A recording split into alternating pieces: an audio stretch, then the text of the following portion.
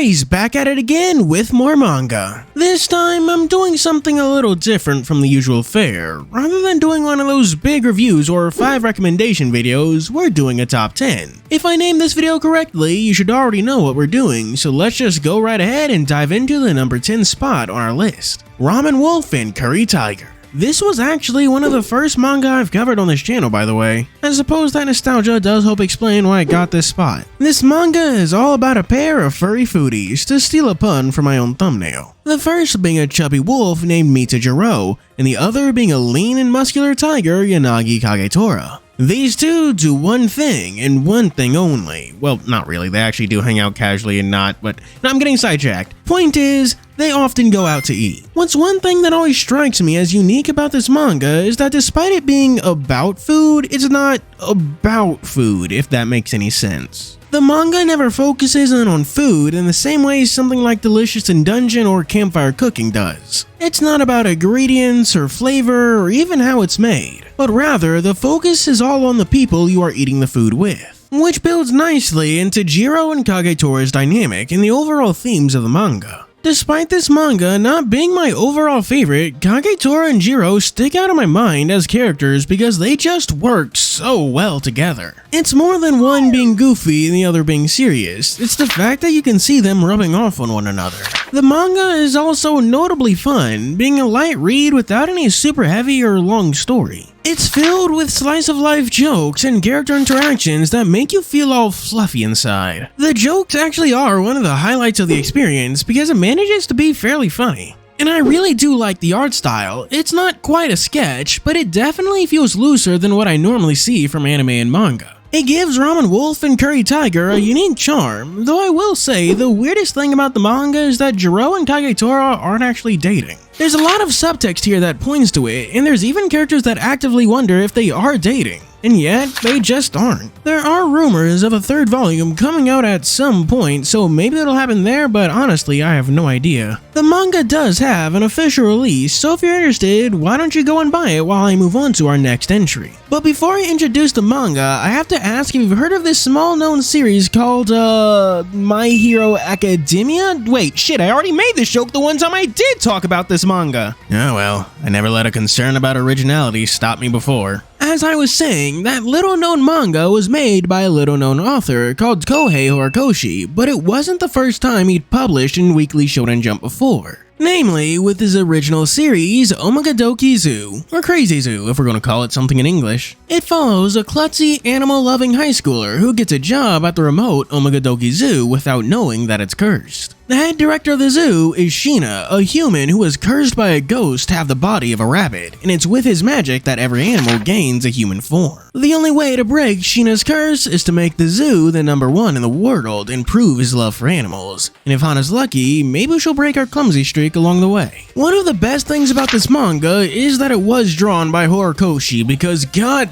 damn, that man's art is great. It's got this cartoony feel to it that suits Omagadoki Zoo more than I think it does My Hero. The story concept also leans heavily into one of Horikoshi's strong points, that being his ability to design characters. We aren't dealing with humans in suits, but rather these anthropomorphized animals. And the animals aren't anthro in the usual furry way either, they have their own super unique designs that look a bit like mascot costumes. But then there are the cursed humans, like Sheena I mean, and their designs are so sick. Only Sheena really looks fully anthro, the rest genuinely do look cursed, like they're these half-humans, half-animal monsters. The character writing is also a highlight too, since a lot of them are just so incredibly memorable. Like, I first read this manga back in high school, but I still remember the bunny director and the clumsy deuteragonist. The director can be rude and abrasive, but remember, he was cursed as a kid. He means well, but he's just a kid who hasn't or can't grow up. And Hana is a strikingly good protagonist. She doesn't have the same magic powers like everyone else, and instead makes up for it with her genuine knowledge of animals and their weaknesses. You really feel that she genuinely does love animals. To be a little mean, it's not hard to see why the manga got cancelled though, because it lacks that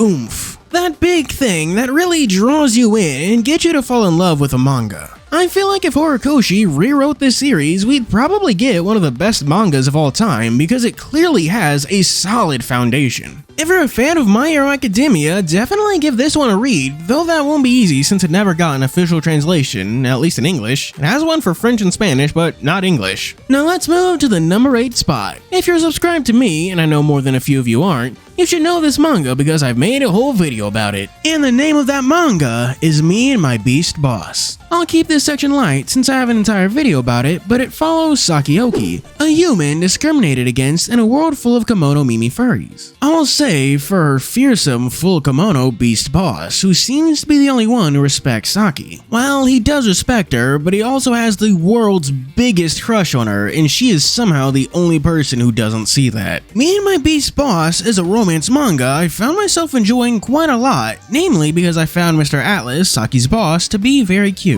Despite his fearsome appearance, he is surprisingly sweet, being one big softie who is entirely heads over heels for Saki. Once again, we have a manga where its greatest strength is definitely its comedy, since it plays around with its characters very well. Which is oddly why I like the small, silly bonus material so much. We get to see things like Atlas only managing to last 10 minutes in bed, 10 minutes before he goes off to find Saki. A small extra chapter where it shows that Saki remembered he struggles to peel fruits with his big old man hands. Although, my favorite of these extra chapters is the one where Atlas celebrates his birthday alone as a cub. It's just terribly cute to know that they've interacted before without even knowing it. I could keep going, but I already did an entire video doing that, so we're stepping over to number 7. Straight from one manga I've made an entire video about to yet another manga I made an entire video about with Beastrings. This manga is an anthology about a modern fantasy world. We've got the mayor and his hot secretaries, the super secret special agents, the Zodiac, the witch and her wolf butler, and the dragon and the bard.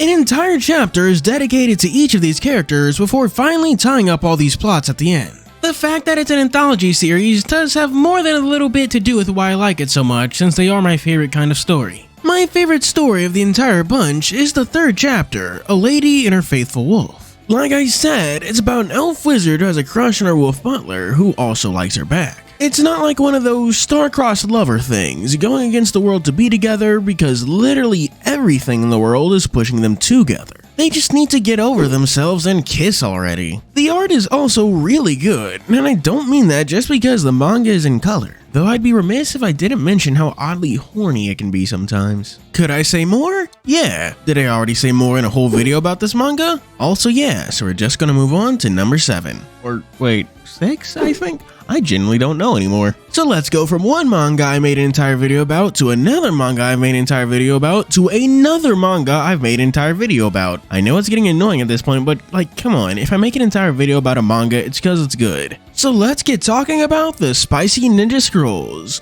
This manga is a doujinshi, not in the sense that it's an SFW, but just in the sense that it's a self-published independent work. Very side note that doesn't have anything to do with anything for this video is that doujin and doujinshi are one of the few cases where a word and its abbreviation pretty much have a direct translation in English, that being indie and independent work. Anyways, this manga follows Wasabi, the inheritor to the magic power of the Shinsuriki, who joins the Spicy Ninja clan, thus the manga's name. He's joined by his 2 pals, the Ninja of Fire Shichimi and the Ninja of Ice Orochi. The most standout thing about this manga is that it doesn't really stand out. There are many furry manga, and for some reason, 90% of them are rom-coms. Like genuinely, go through the stuff I've made, no, just go through this list and realize how much stuff I've covered is just a rom-com. It's hella weird. So the Spicy Ninja Scrolls being some Saturday morning shonen action is such a breath of fresh air. And it's not mid-Saturday morning cartoon stuff, it's the peakest peak you've ever seen.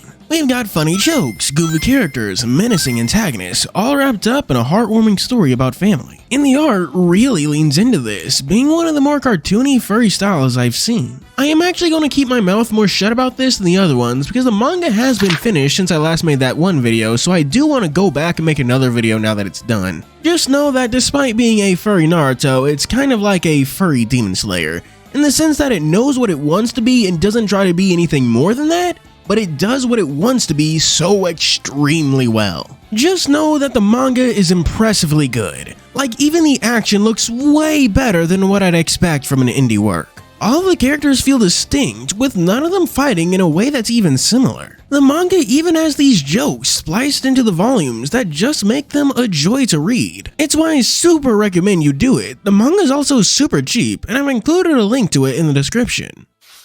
I actually had to think very hard where I put the following manga on this list, since they're all manga that I like a lot. Mangas that I think hold some genuine artistic value, like stuff I could write a whole essay about, so know that I'm leaving quite a lot out when I'm talking about them. The first of these manga that are more than worth talking about is Morris, the Horned Cat. This manga is hard to describe. The best I can do is say that it feels like some sort of fairy tale. A story of grand magic and moral lessons for kids, but with some surprisingly dark stuff being depicted from time to time. There's a thorny ghost that doesn't skewer you, but instead steals your soul if you touch them. A friend growing twisted and demented due to a sense of abandonment. And this is gonna sound a little weird, but the writing, and I do mean like the literal prose writing, like the words you're reading, is surprisingly good. I always mention this chapter whenever I talk about Morris, but chapter 5 of Morris the Horned Cat is a thing of beauty. It's genuinely the single best chapter of any manga I've read. It's this semi-self-contained tale that would have been so easy to do wrong, especially about a minor character who doesn't really matter that much in the grand scheme of things,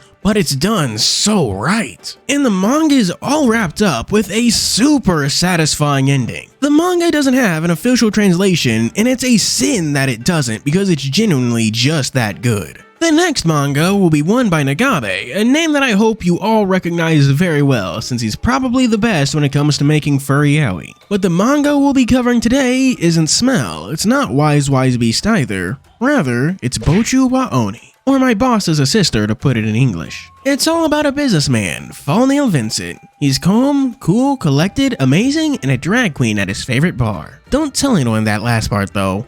It's a secret. A lot of this manga revolves around Fallnail trying to stay closeted. In the beginning, it's a lot of jokes about secrets from his subordinates, with them mistaking the perfume he wears for that of a secret lover. It's generally a fun read in the beginning, but like all good secrets, Fallnail's does eventually get found out. And suddenly, this comedy turns into a romance, but then another person finds out and now we're in a love triangle. Fallnail is the one at the heart of the story, and I like him because he's not a character you see every day. He has some overtly feminine tendencies that are played for jokes the same way they would in your average anime. Like the joke isn't man acting like a woman, haha. It's someone calling him fat and him getting mad, you know, like an average anime girl. The butt of the joke is all in the man for his lack of tact. The manga balances its tone well, handling themes of being closeted while managing to keep itself generally lighthearted. It makes Booua Oni a very fun read through and through. What's more is that this manga has Nagabe's fingerprints all over it, especially with its gorgeous art style. And certainly in the way that the story touches upon deep topics and handles them with enough care and respect that it's a smooth read. Nagabe is one of the best to ever do it, and this manga is proof why. It's a real shame that it never got an English translation though. And now we enter the top 3, and the top 3 will begin with one of my favorite manga of all time. The Masterful Cat is depressed again today. This manga is all about Saku Fukuzawa. She's not only the most beautiful woman in the office, she's an extraordinary worker, she can hold down her liquor, and she cooks the best lunches all for herself. She's practically a domestic goddess. Hang on, no, wait, that's actually just what people think.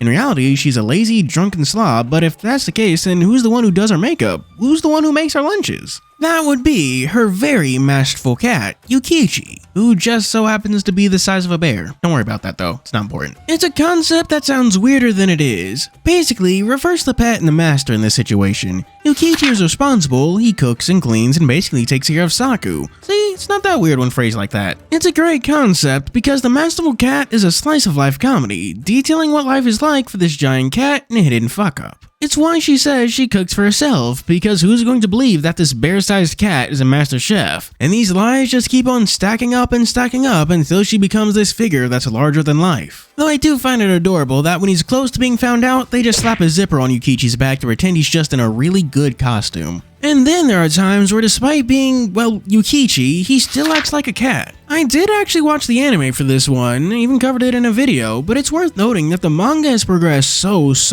much farther, and is actually putting a lot of attention on Saku and making us rethink our views of her. Like yes, Saku's a mess, and she also thinks that she's a mess, but then people also make note that she's incredibly talented at a lot of things. She has an entire wall of trophies, but they're only silver and bronze. She was never quite the best, only ever getting second or third, and formed a complex around it. It's an interesting idea that the manga introduces, especially whenever Saku is visiting her hometown. That aside, the Masterful Cat is Depressed Again Today is a total hit from left field because I didn't expect this strange slice of life to be one of the best mangas I've read. Now let's move on to the penultimate manga on this list. The Fox and the Little Tanuki. A long time ago, there was a yokai, a legendary black fox of calamity, Senzo. One who was subdued by a sun goddess for 300 years until she offers Senzo his freedom with one condition. Take care of this little Tanuki, which Senzo is forced to name Manpachi. Will Senzo find his freedom, or will the fox refuse to change his ways? I think you all can figure out the answer to that question, so we're just gonna put that aside. The thing that initially drew me to this manga was actually the art, because it's not really an anime style. If anything, it's more of a Disney style, which is more than just a change of pace from what I usually see. It gives the manga a nice kiddish feel, which suits its very PG plot. In a similar vein to the spicy Ninja Scrolls, this manga is just some very good shonen action. To the point where I'm more than a little annoyed no one has made an anime about this one because that shit would go so hard. The main focus of the story is of course Senzo, who is basically Kurama if he was the main character. He's grumpy and evil at first, but gradually begins to take the side of Manpachi, more because he dislikes the other guy. And then it's because Senzo genuinely likes Manpachi and he's having to reckon with his own feelings and place in the world.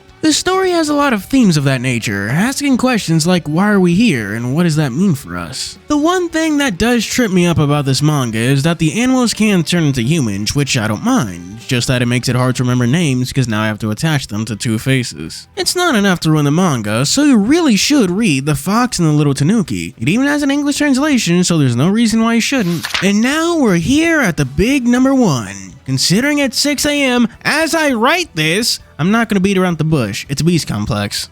Future fear here, I just want to make sure you all know it was 6 AM of the day this video comes out. Right now, it's about 7 of the day this video comes out that I'm recording this, so yay me. For those that don't know, Beast Complex is a manga written by Haruhi Itagaki, the creator of Beastars. It technically started before Beastars with its first volume, and then getting picked back up when Beastars finished. Beast Complex really shows off Paru's writing strengths in creating huge, punchy, heavy-hitting emotional moments that stick in your brain. It's an anthology series, meaning it's a collection of shorter stories, and some of my favorites are first, The Camel and the Wolf. A story about a herbivore journalist who writes stories about devouring incidents, going on a date with a devious wolf. A story about a tiger and an alpaca, which is very lesbian coded. You remember that one couple briefly seen in Beastars, the lion and the rabbit with that whole devouring incident? Well, they get to make a return here. There's a lot of other good ones, and I talk about them in this video. But we finally got the, okay, well I'm gonna say new, but the 4th volume came out like ages ago, which has a chapter all about Legoshi and Haru doing what they do on the Discovery Channel. Though I think my favorite chapter of the entire series is The Wolf and the Dog, which is just so good, with an ending that will just leave you dumbstruck, standing there completely astounded.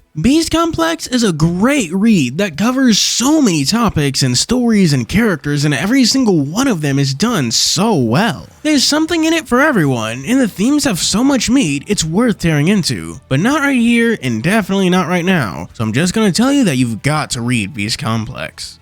It's now 11 AM and this video is supposed to go up in an hour, so I'm just gonna tell you to like and subscribe, blah blah blah, cool with Patreon, blah blah blah. Let's get to the Patreon shoutouts. For 3 stars, we have special thanks to Charon, Sky King 64, Edison, Weron, Carolyn Phasor, Chow Venomous, Harley Moon Sienna, The Good Old Days, and Stasi. For 4 stars, we have McCoydes and Otterleal, The Wolf and the Rabbit. And for our Super D2per special 5-star shoutouts, we have Odari Lion, The Masterful Cat. Thank you for watching. Do be sure to like and subscribe. As always, this is Fuuri signing out.